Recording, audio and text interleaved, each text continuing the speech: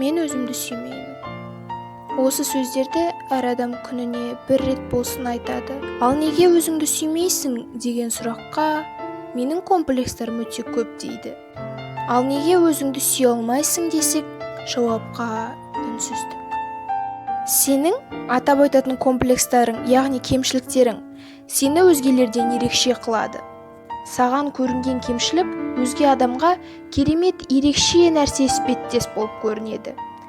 Бойыңның ұзындығы немесе қысқалығы, салмақтың көп немесе аздығы, қолдарыңның жіңішке жуандығы, дауысың, көзіңнің, теріңнің, тіпті шашыңның түсі, бәрі өзгелерден сені ерекшелендіреді. Әлемде 7 миллиард адам болса, оның ішінде тура сен сияқты адам жоқ. Себебі сен ерекшесің. Сол себепті өзіңді сүй.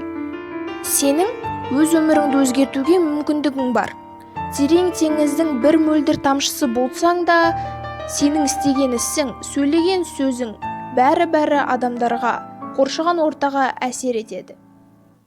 Мүмкін сен үлкен жаңалық ашарсың, немесе адамдарды қайырымдылық жасауға шақырарсың. Бір-екі іс-әрекет, алайда әкелер пайдасы зор. Сол себепті өзіңді сүй. Жаның мен тәніңнің тыныштығы тек сен өзіңді сүйгенде ғана біркелкілік сақтайды. Сол себепті өзіңді сүй. Жаныңды жақсы, сені жақсы көретін адамдармен толтырғың келеді ғой. Солай емес пе?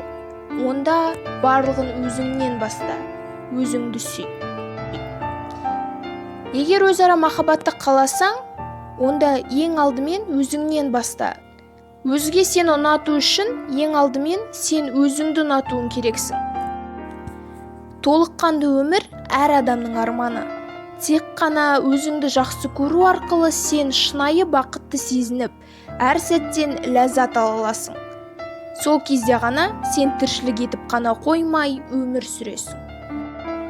Өмірде алдыңа қойған мақсатқа жету үшін саған сенімділік қажет, ал өзіңе сенімді болу үшін өзіңді сүю керексің. Сөздің соңында саған айтарым, өзіңді сүй, өзіңе сен, барлығында ақылмен жең. Саған 1% болсын көмектестім деген ойдамын. Олай болса, лайк бас және арнаға тіркел.